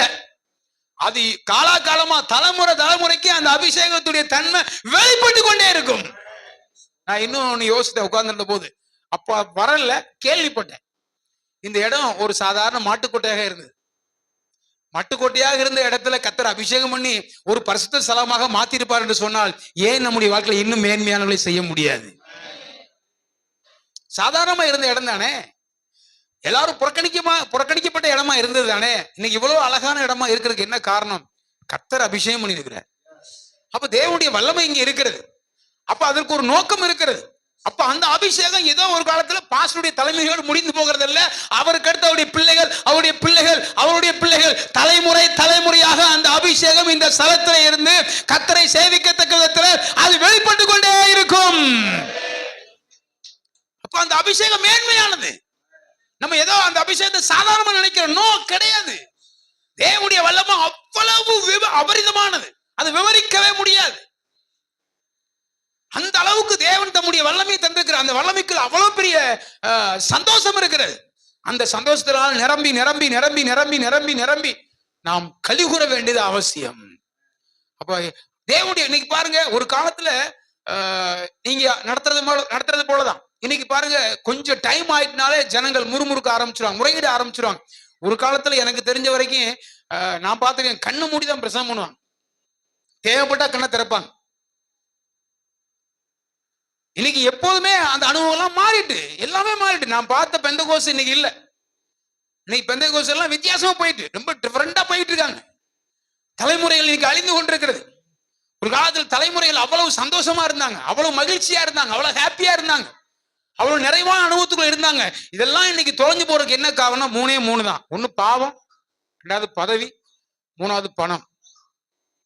மண்ணாசை, பெண்ணாசை, பொன்னாசை. மனிதனை அது திசை திருப்பி கொண்டு போகுது. நம்முடைய தலைமுறைகளுக்கு இன்னைக்கு தேவை அபிஷேகம். இன்னைக்கு அபிஷேகம் நிறைய இடங்கள் இல்லை. ஆவில் நிறம்னா இன்னைக்கு அந்நிய பாஷை பேசுனா வித்தியாசமான ஒரு ஆளா சித்தரிக்கிறாங்க, பேசுறாங்க. தேவனுடைய வல்லமை அப்படி அல்ல. அந்த வல்லமைக்குள் அவ்வளவு ஆசீர்வாதம் இருக்கு. நல்லா நீங்க ஆவில் நிரம்பி சந்தோஷப்பட்டு பாருங்க. பாச சொன்னது போல நாங்கள் ஒரு காலகட்டத்துல நான் அதை இன்னைக்கு அதையும் உட்கார்ந்து யோசித்தேன். அந்த சிநேகத்தெல்லாம் மறக்க முடியாது, அதெல்லாம் நினைக்காம இருக்க முடியாது. இன்னைக்கு கூடி கூடி ஜெபிக்கிற அனுபவங்கள், கூடி கூடி தேவனை துதிக்கிற அனுபவங்கள்லாம் குறைஞ்சு வருது. இன்னைக்கு பாத்தீங்கன்னா நிறைய குடும்பங்கள்லாம் ரொம்ப பரிதாபம். நீங்க அப்படி இருக்கிறேன்னு எனக்கு தெரியல. சில வீட்டுலாம் போனீங்கன்னா இப்படி தனியா உட்காந்துருப்பாங்க.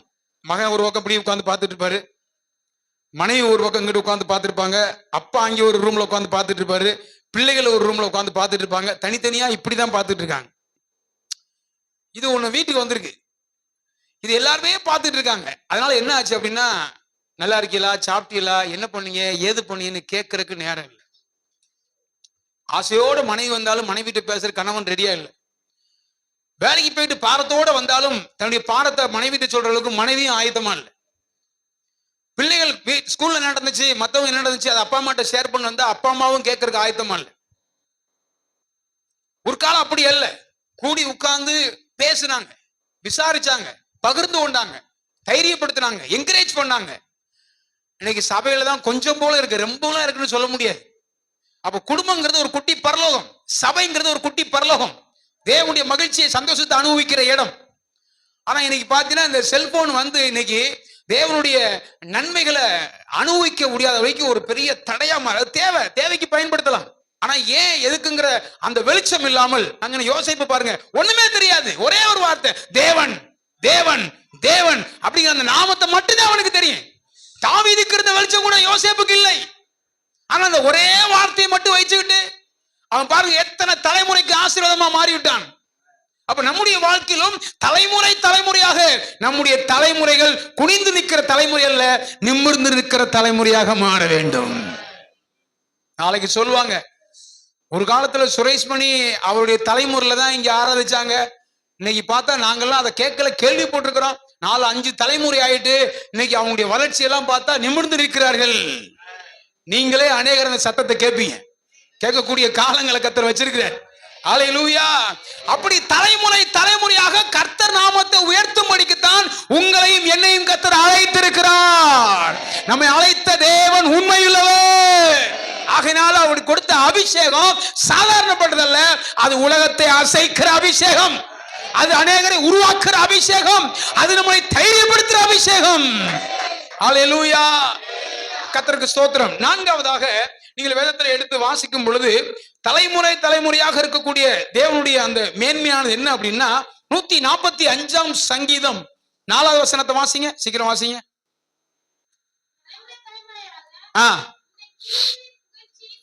பாருங்க, தலைமுறை தலைமுறையாக, ஏதோ ஒரு நாள் நான் மட்டும் அல்ல, பாஸ்டர் மட்டும் அல்ல, தலைமுறை தலைமுறையாக தேவனுடைய சபையில தேவனுடைய வல்லமையான கிரியை பத்தி பேசிட்டே இருக்கணும். இன்னைக்கு ரமேஷ் பிரதர் பேசுறது போல, சுரேஷ் பாஸ்டர் பேசுறது போல அப்படி நின்று விடக்கூடாது. அதுக்கு அடுத்து அந்த சந்ததிகள் எழும்பணும், பிள்ளைகள் எழும்பணும், விசுவாசிகள் எழும்பணும். திரும்ப அந்த ஒரு வசனத்தை வாசிங்க. தலைமுறை தலைமுறையாக உம்முடைய கிரியைகளின் புகழ்ச்சியை சொல்லி உம்முடைய வல்லமையுள்ள செய்கைகளை அறிவிப்பார்கள். அல்லேலூயா. இன்னைக்கு ஆண்டோடைய வல்லமையுள்ள செய்களை அறிவிக்கிறது எத்தனை பேர் இருக்காங்க? அப்ப தேவைக்கு மட்டும்தான் வர்றாங்க. தேவன் யார்? நான் அவரை உயர்த்தணும். அவர் எனக்கு என்ன செஞ்சாலும் பரவாயில்ல, ஆண்டவரை விடவே மாட்டேன். தேவனால உயர்த்தப்பட்டவங்க ஒரு 7 பேர் இருக்காங்க. அவங்க வாழ்க்கையில அவங்க ஒரு காலமும் எனக்கு உயர்வு தாங்கன்னு ஜெபிக்கவே இல்லை. நம்பர் 1 யோசேப்பு. அவர் என்னை உயர்த்துங்கன்னு அதிபதியாக்குன்னு கேட்கல. தாவீது என்னை அரசனாக்குன்னு ஜெபம் பண்ணாரா? இல்ல, ராஜாவாக்குனார். சாத்ராக் மேஷக் ஆபேத்நேகோ என்னை பாபிலோன் மாகாணத்துக்கு ஏதாவது எனக்கு உதவியான உயர் பதவி தாங்கன்னு கேட்டாங்களா? இல்ல, தேவனை உயர்த்தினார். தானியல் காரியம் ஜெயமா இருந்தது. எனக்கு உயர்வை தாங்கன்னு தானியல் ஜெபம் பண்ணார். அவனதான் சிங்க கையில் தூக்கி ரெடியா போட ஆயத்தமா இருக்காங்களே. ஏன் கர்த்தர் அவங்களை உயர்த்தினார்? மொர்தெகாய் எனக்கு உயர்வை தாங்கன்னு கேட்டாரா? யூதருக்கு ரட்சிப்பு வேணும், யூதருக்கு விடுதலை வேணும். யூத ஜனத்தை அழிக்க ஒரு கூட்டம் பிரயாசப்பட்டிருக்கான். ஆமான் விரோதமா செயல்படுறான். ஆண்டவரே, இந்த ஜனத்தை அழித்து போக கூடாது, நீங்க பாதுகாக்கணும்னு சொல்லி வஸ்திரத்தை கிழிச்சு சாம்பல்ல உட்கார்ந்துருந்தான். அவன் விரும்பாத கேட்காத ஆசீர்வாதம் எந்த சத்துரு ஆமான் எழும்பினானோ அவன் மூலமாகவே உயர்வு ஆண்டவர் தந்தார். அல்லேலூயா. சின்ன வயதுல விதவி ஆயிட்டா ரூத். எனக்கு இன்னொரு புருஷனை தாங்கன்னு கேட்டாளா? யோசித்து பாருங்க. சின்ன வயதுல ஒருத்தி ஓடி போயிட்டா. மாமி கூப்பிட்டு சொன்னா, இனிமே இருக்காதுமா, நீங்க போங்கம்மா, உங்க வாழ்க்கையை நீங்க பாருங்க, நான் இனிமே குழந்தைய பெற்று வளர்த்து புருஷனா கொண்டு வந்து அதை உங்களுக்கு தந்து நீங்க வாழ்க்கை இல்லை, நீங்க போங்கன்னு சொல்லி மரியாதை நிமித்தமா அவளே சொன்னான். ஒரு மாமியார் சொல்ல வேண்டியது சொன்னான். ஆனா ஒருத்தி தான் வாய்ப்புன்னு முத்தமிட்டு போயிட்டா. ஆனா ரூத்தை நீங்க பாருங்க, திரும்பி போதை பத்தி என்னோடு பேச வேண்டாம். யோபு என்னை ஆசீர்வதிங்கன்னு கேட்டாரா? கர்த்தர் கொடுத்தார், கர்த்தர் எடுத்தார், கர்த்தருடைய நாமத்துக்கு ஸ்தோத்திரம். கர்த்தர் அவனை எப்படி ஆசீர்வதிச்சார். மனைவி சொன்னா, தேவனை தூசித்து ஜீவனை விடும். அப்படி சொன்ன மனைவி கூட 10 பிள்ளைகளை அவர் திரும்ப பெற்றிருக்காரு. அவர் என்ன சொன்னாரு? கர்த்தர் கொடுத்தார், கர்த்தர் எடுத்தார், கர்த்தருடைய நாமத்துக்கு ஸ்தோத்திரம். அவர் என்னை கொன்று விட்டால் அவர் மேல் நம்பிக்கையா இருப்பேன். இப்படிப்பட்ட உறுதியுள்ள விசுவாசியா நீங்கள் மாற வேண்டும் என்று கர்த்தர் விரும்புகிறார். தலைமுறையாக கர்த்தருக்கு நிற்பதற்காக நீங்கள் ஆண்டவருடைய நாமத்தை பிரஸ்தாபம் பண்ண வேண்டும். ஏதோ சும்மா வந்தேன் போனேன்னு இல்ல, ஆண்டவருக்காக அப்படி நின்றா, அப்படி நிக்கிறவங்களை கர்த்தர் கனம் பண்ணுவார். தலைமுறைகள் ஆசீர்வதிக்கப்படும். இன்னைக்கு நிறைய தலைமுறைகள் காணாம போயிட்டு, அப்பா வைராக்கியமா இருந்தாரு, பிள்ளை இன்னைக்கு பேலியாளிகள் மக்களா இருக்கிறாங்க, வேற இன்னைக்கு உலகத்துல பின்மாற்றக்காரனா போயிட்டான். வேதத்தை திரும்பி பாருங்க. இந்த தலைமுறைங்கிற வார்த்தை ரொம்ப முக்கியம். இன்னைக்கு நான் கர்த்தரை ஆராதிக்கிறேன், என் காலத்து விருப்பாளையும் சந்ததி கர்த்தரை ஆராதிக்கும். அப்படிப்பட்ட அஸ்திபாரமான காரியத்தை நம்ம இந்த காலத்துல செய்ய வேண்டும். அல்லேலூயா. அப்ப இவங்களுடைய வாழ்க்கையெல்லாம் கேட்கவே இல்லை. இந்த ரூத்தை நீங்க கவனிச்சு பாருங்க, அவ எவ்வளவு வேதனைப்பட்டிருப்பா. எல்லாரும் சொல்ல வாழ்க்கையை இழந்துட்டா, புருஷன் இழந்துட்டான், புருஷன் இல்ல, அவ்வளவு பேசியிருப்பாங்க, எவ்வளவு வலிச்சிருக்கான். ஆனா அவ சொன்னா, அதெல்லாம் விரும்பவே இல்லை, கேட்கவே இல்லை. உன்னுடைய ஜனம் என்னுடைய ஜனம், நீ எங்கே இருப்பியா அங்க நானும் தங்கி இருப்பேன். அவ அப்படி உறுதியா உண்மையா இருந்ததுனால பாருங்க, போவாஸ் என்கிற மனிதனை அவனுக்கு புருஷனாக ஆண்டவர் கொடுத்தார். அவனுடைய சந்ததியில தான் இயேசு பிறந்தார். அல்லேலூயா. அப்ப அவங்க வாழ்க்கையில பாருங்க எவ்வளவு உறுதியா இருந்தாங்க. திரும்பி போதை பத்தி என்னோட பேச வேண்டாம், உறுதி. தேவனுடைய நாமத்தை பிரஸ்தாபம் பண்ணாங்க, நல்ல புகழ்ச்சி அறிவித்தாங்க. நம்முடைய காலத்திலும் அப்படிப்பட்ட அனுபவத்தோடு செய்யணும். அப்படி செய்யும் போதுதான் நம்முடைய சந்ததிகளை தலைமுறையாய் கர்த்தர் ஆசீர்வதிப்பார். ஏதோ சாதாரணமா அப்படி வந்துட்டு போயிட்டு போகாம உண்மையா கர்த்தரை அப்படி ஆராதிக்கிறவங்களா, தலைமுறைக்கு என்னுடைய சந்ததி இப்படிதான் இருக்கும். அதுக்கு ஒரு முத்திரமா, அதுக்கு ஒரு சரியான அனுபவமாக நம்ம மாறிவிட வேண்டும். நிறைய இடங்கள்ல பாருங்களேன், ஒரு காலத்துல சொல்லலாம் அந்நிய பாஷை பேசுனா எத்தனையோ கிலோமீட்டர் கேட்கும், எல்லா ஆண்டவர் ஆராதிப்பாங்க. அப்படிப்பட்டவங்களா இன்னைக்கு ஆண்டவரை விட்டுட்டாங்க. ஒரு அழகான வார்த்தை இருக்கு, எடுத்து வாசிங்க. 2 தீமோத்தேயுவின் புத்தகம் 1ஆம் அதிகாரத்தினுடைய 14வது வசனம் என்று நினைக்கிறேன். சீக்கிரம் வாசிங்க. 2 தீமோத்தி 1ஆம் அதிகாரம்.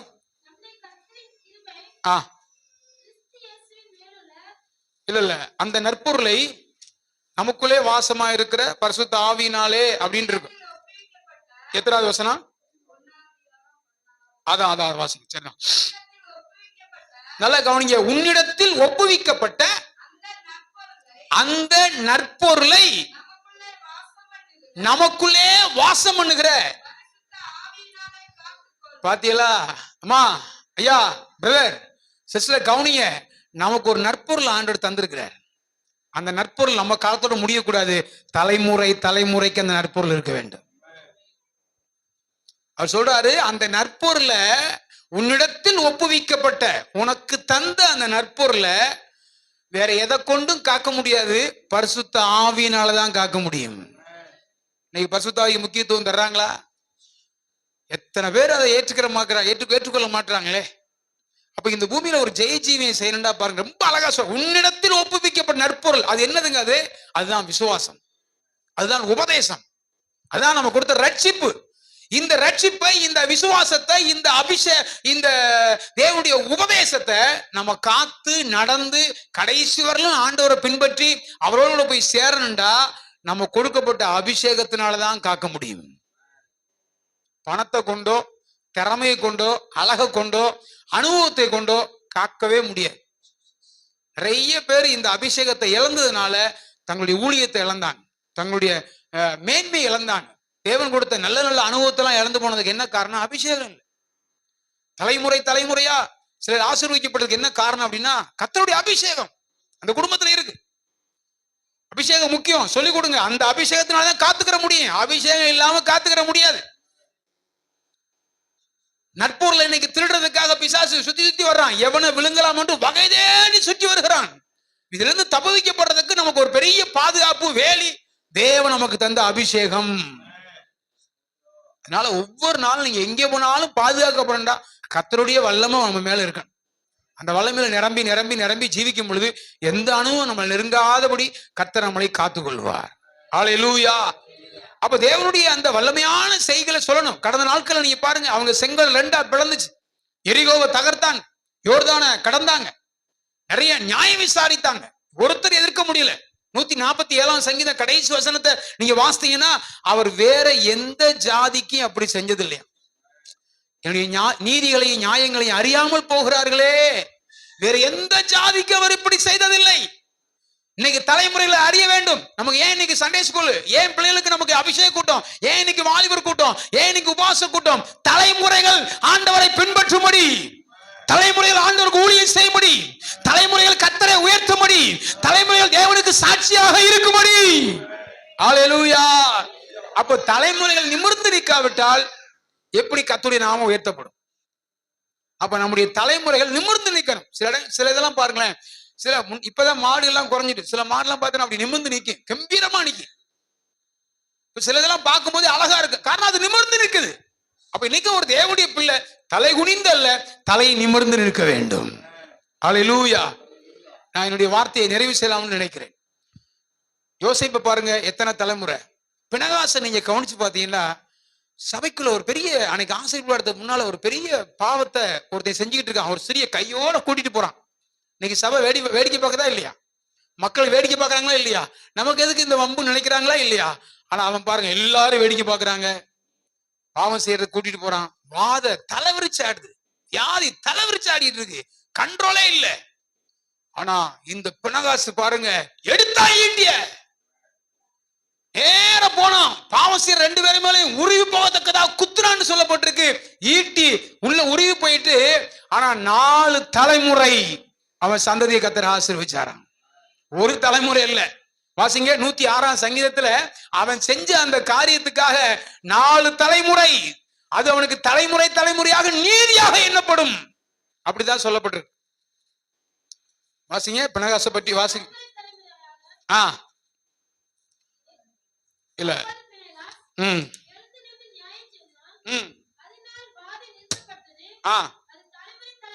பாத்தீங்களா? எழுந்து நின்று நியாயம் செய்தான். இந்த காலம் தேவனுடைய சபை நியாயம் விசாரிக்கணும், கர்த்தருக்காக நிக்கணும். தேசம் அழிஞ்சுகிட்டு இருக்கு, தேசம் விக்கிரகத்தில் அகப்பட்டு இருக்கு, தேசம் பாவத்துக்கு அகப்பட்டு இருக்கு, தேசம் பின்மாற்றத்தில் அகப்பட்டு இருக்கு. இதை தடுக்கும்படிக்கு நம்முடைய சந்ததி எழும்ப வேண்டும், திறப்புல நிற்க வேண்டும். ஏன் இந்த ஒரு வார ஜெபங்கள் எதற்காக? நிமிர்ந்து நிற்கும்படியாக, தலைமுறைகள் ஆண்டவரை சேவிக்கும்படியாக. அவன் எழுந்து நியாயம் செய்தான், அது மறக்கப்படல, தலைமுறை தலைமுறையாக நீதியாக எண்ணப்பட்டது. அதுக்கடுத்து கீழே வாஸ்து பாத்தீங்கன்னா, அவன் ஆண்டவர் 4 தலைமுறை ஆசீர்வதிச்சார். அவன் சிங்காசனம் வாசிங்க இருக்கா? அப்படி ஒரு வசனம் இல்லையா?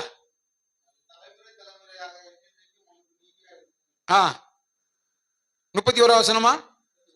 ஓகே. திரும்ப நீங்க என்னாகமத்துக்கு வரும்போது, என்னாகமம் 25வது அதிகாரம் 7வது வசனத்திலிருந்து வாசிங்கன்னா, ம். ஆ. நடு சபையிலிருந்து எழும்புனா. இன்னைக்கு தேவனுடைய பிள்ளைகள் சும்மா நான் விசுவாசிக்கக்கூடாது, விசுவாசியா மாறக்கூடாது. நல்ல வைராக்கியமான தேவ பிள்ளைகள் எல்லாம் ஆண்டவருக்காக எழும்பணும். அப்படி எழும்பும் போது கர்த்தர் நமக்காகவும் எழும்புவார். ஹல்லேலூயா. அப்ப நியாயம் செஞ்சா, நீதி செஞ்சா அவன் தலைமுறையை கர்த்தர் ஆசீர்வதிச்சார். 3. 1 யோசேப்பு, 2 பினகாஸ், 3வது யெகூ. யெகூவுடைய வாழ்க்கையில ஏசபேலை சும்மா விடல, கரெக்டா செஞ்சான். 4 தலைமுறைய அவனுடைய சந்ததியை ஆசீர்வதிக்கும்படி செஞ்சார். 2 ராஜாக்கள் 10வது அதிகாரம் 30வது வசனத்தை வாசிங்க. கர்த்தருக்காக அவன் சொன்னா, எனக்கு இருக்கிற வைராக்கியத்தை வந்து பார். ஆண்டவருக்காக வைராக்கியத்தை காண்பிச்சான். ம். ஆ. ஆ. ஆ. ம். அந்நாட்கள் முதல் 30வது வசனத்தை வாசிங்க.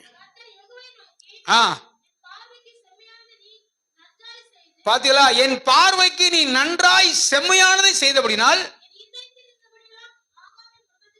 பாருங்க, கர்த்தர் என்னெல்லாம் விரும்பினாரோ, என்னெல்லாம் யோசித்தாரோ, அந்த விருப்பத்தை எல்லாம் யெகூ நிறைவேற்றினபடினால் எத்தனை தலைமுறை? 4 தலைமுறை. 4 தலைமுறை கர்த்தர் ஆசீர்வதிச்சார். அப்ப நம்முடைய வாழ்க்கையில நாம் அப்படி நம்முடைய தலைமுறைகள் ஆசீர்வதிக்கப்படத்தக்கதாக நாம் ஆண்டவரை பின்பற்றணும், சேவிக்கணும். நம்முடைய வாழ்க்கையிலும் அந்த ஆசீர்வாதத்தை தருவார், நன்மையை தருவார். தலைமுறைகளும் கர்த்தர் ஆசீர்வதிப்பார்.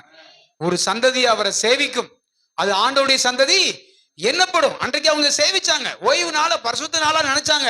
அது என்னைக்கோ ஒரு குறிக்கப்பட்ட காலம் அல்ல, தலைமுறை தலைமுறையாக. கண்களை மூடுவோமா, நம்முடைய முழங்கால்களை முடக்குவோம். யோபுடைய வாழ்க்கையில கவனிச்சு பாருங்க. அவன் சொன்னா, கர்த்தர் கொடுத்தார், கர்த்தர் எடுத்தார். அந்த ஒரு வசனத்தை கூட வாசிங்களேன். யோபு 42வது அதிகாரம் 16வது வசனத்தை வாசிங்க. யோபு 42:16.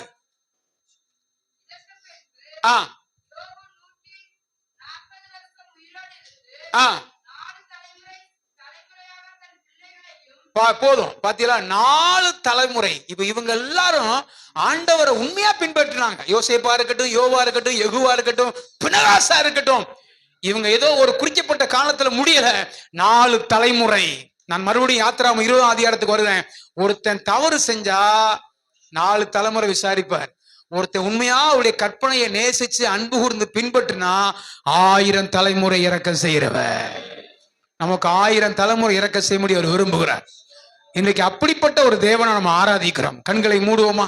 ஒரு விஷயம் முழங்கால் படியிடுங்க. ஆண்டவரே, என் தலைமுறை ஆசீர்வதிக்கப்பட வேண்டும். நான் தலை உணிர தலைமுறை அல்ல ஆண்டவரே, தலை நிமிர்ந்து நிற்கிற தலைமுறையாக என்னை எழுப்புங்க. இன்னைக்கு நிறைய இடங்கள்ல தலை குனிஞ்சு இருக்கிறாங்க. அனைகளை தலை நிமிர பண்ணுகிற ஒரு தலைமுறையாக கர்த்தர் என்னை இந்த மத்தியான வேளை அபிஷேகம் பண்ணுங்க ஆண்டவரே. உடைய நாமத்தை பிரஸ்தாபம் பண்ண ஆண்டவரே, உடைய உண்மையை பிரஸ்தாபம் பண்ண ஆண்டவரே. உடைய அபிஷேகத்தினால் நாங்கள் நிரம்பி வாழ வேணும் ஆண்டவரே. நாங்கள் ஆசாரிய கூட்டமாக வாழ வேணும் ஆண்டவரே. உடைய சிங்காசனம் தலைமுறை தலைமுறையாக நிலை நிற்க வேண்டும்.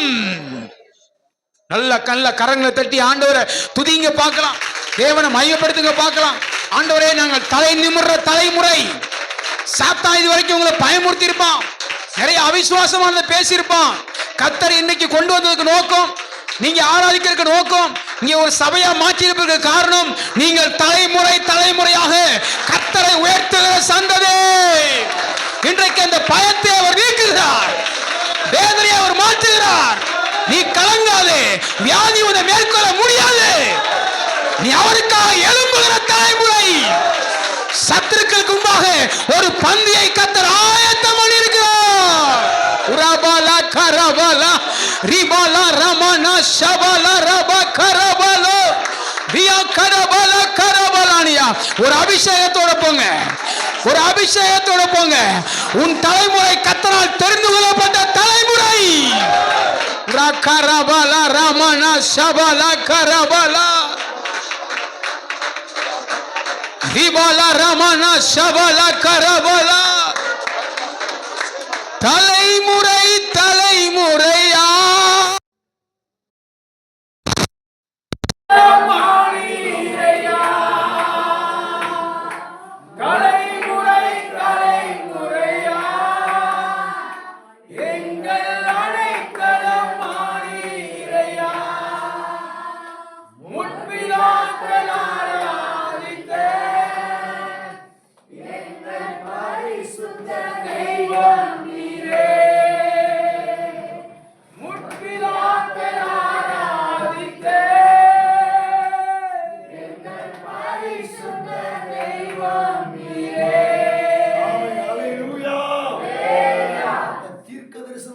வச்சிருக்கிறாரு.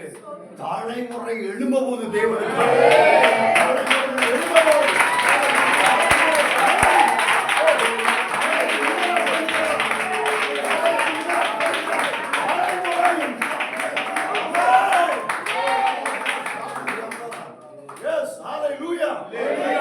சொல்றேன், நீங்க ஆண்டவரை உண்மையா சேவிக்கிறது நிமித்தம் 1000 தலைமுறை இரக்கத்தை காண்பிக்கிறவன். தலைமுறைக்கு அப்புறம் உங்க காலம் தலை குனிஞ்சது உண்மை. ஆனா உங்க காலத்திலேயே கர்த்தர் உங்க தலையை நிமிர பண்ணிட்டாரு.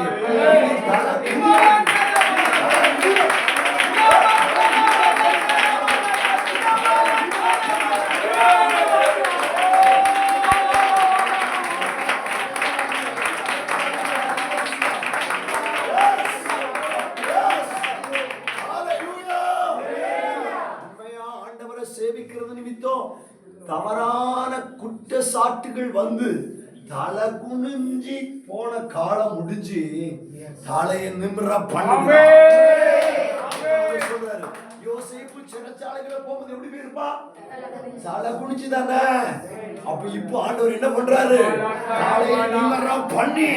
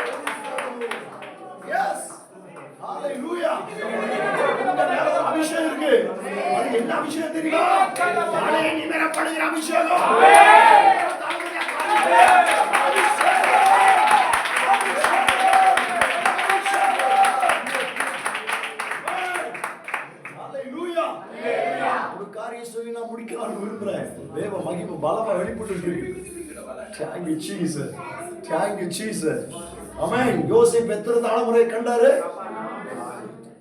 யோசேப்பு எத்தனை தலைமுறை கண்டாரு? யோபு எத்தனை தலைமுறை கண்டாரு? யோசேப்புடைய வயசு எத்தனை? மரிக்கும் போது 110. யோபுடைய வயசு எத்தனை? 140. ஆமென். யோபுடைய வாழ்க்கையில எத்தனை காலம் சோதனை காலம் அழுது போடல. ஆனா யோசேப்புடைய வாழ்க்கையில ஏறத்தாழ ஒரு 13 ஆண்டு அவன் எப்படிதான் இருந்தாரு? தலை குனிஞ்சுதான் இருந்தார். ஆமென். ஹalleluya. தகப்பன்ட 17 வருஷம் அப்படிதானே? ஆமென். எகிப்துல தலை குனிஞ்சிருந்தது 13 வருஷம். அவன் 30 போடுமே, 30 வருஷம் தலை குனிவுதான். ஆனா தலை நிமிர்ந்தது எத்தனை வருஷம்? 80 ஆண்டுகள்.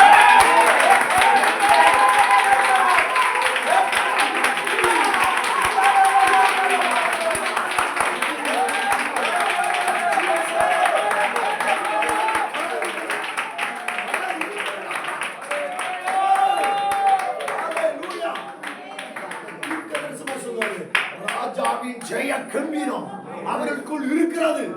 கம்பீர சத்தத்தை அறிகிற ஜனங்கள் பாக்கியவான்கள். கர்த்தாவின் முகத்தின் வெளிச்சத்தில் நடப்பார்கள். தலை நிமிர்ந்து நடப்பார்.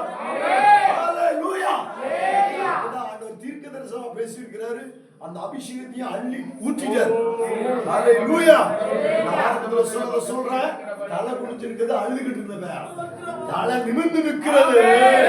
கம்பீரமாய் துடிக்கிறது.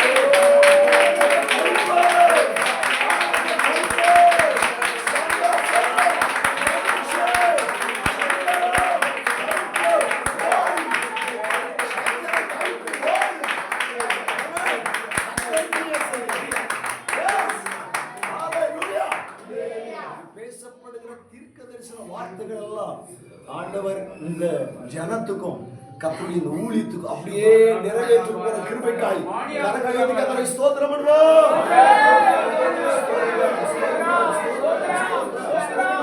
ஸ்தோத்திரம் ஸ்தோத்திரம். வசனம் பேசின கத்துடைய தேவ மனிதரை கத்தர் இன்னும் ஆசீர்வதிக்க முடியாது. இன்னும் ஆயிரங்களுக்கு லட்சங்களுக்கு அவருடைய தலையை நிமிர பண்ண ஆண்டவர் போதுமானவராய் இருக்கிறதற்கு கத்தரை ஸ்தோத்திரம் பண்ணுவோம்.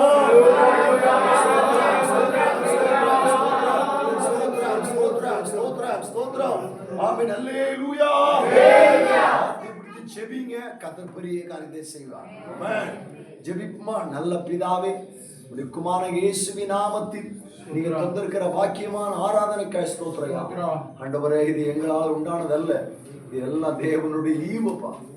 உங்க கிருபைகளுக்கு இறக்கத்துக்காய் ஸ்தோத்திரம். உங்க அபிஷேகத்தை தந்து நீங்க நடத்துகிறீர். உங்க கிருபப்பா. ஆண்டவரே, உங்களுடைய ஜனத்துக்காய் ஸ்தோத்திரம். நீங்க தலையை நிமிர பண்ணுகிற, தலை நிமிர்ந்து நடக்கிற தலைமுறைன்னு சொல்லி ஆண்டவர் தீர்க்க தரிசனமாய் பேசுகிற வார்த்தைகள் பிள்ளையுடைய வாழ்க்கையில அனுபவமாய் மாறட்டும். ஆண்டவரே, தலை குனிந்தது கொஞ்ச காலம்தான், ஆனா தலை நிமிர்ந்து நிற்கிறது, தலை உயர்கிறது, அது அதிகமான வருஷங்கள், அதிகமான காலம் சொல்லி ஆண்டவர் பேசுகிற தீர்க்க தரிசன வார்த்தைகளுக்காக உமக்கு ஸ்தோத்திரம். ஆண்டவரை வசனம் பேசணும் தாசனுக்காய் ஸ்தோத்திரம். இன்னும் ஆயிரங்களுக்கு பயன்படுத்துங்க ஆண்டவரே. இன்னும் தலை நிமிர பண்ணுங்க ஆண்டவரே. அநேகர் ஆச்சரியப்படத்துக்கு அவங்களுக்கு நடத்த போற கிருபைகளுக்காய் உமக்கு ஸ்தோத்திரம். பரிசுத்த ஆவியை வழிநடத்துங்க ஆண்டவரே. தேவ கிருபைக்குள்ள ஒப்பு கொடுக்கிறோம். எல்லா கன மகிமை எல்லாம் உமக்கு ஒருவருக்கே செலுத்துறோம். மீட்பர் இயேசு மூலம் ஜெபித்து ஜெயம் எடுக்கிறோம் நல்ல பிதாவே. ஆமென். நாம சேர்ந்து சொல்லுவோம். ஆத்துமாவே என் முழுவதும் பரிசுத்த நாமத்தை ஸ்தோத்திரி. ஆத்துமாவே கர்த்தர் செய்த சகல உபகாரங்களை. ஆமென், ஆமென், ஆமென். நம்முடைய கர்த்தராகிய இயேசுவின் கிருபையும் பிதாவுடைய அன்பும் பரிசுத்தாவுடைய ஐக்கியமும் சிநேகமும் பாதுகாப்பு வழிநடத்தும் இப்போது எப்போது கர்த்தர் வருகை மட்டும் நாம் அனைவரோடும் கூட தங்கி தாபரிப்பதாக. ஆமென், ஆமென். அல்லேலூயா, அல்லேலூயா, அல்லேலூயா. Praise the Lord, praise the Lord.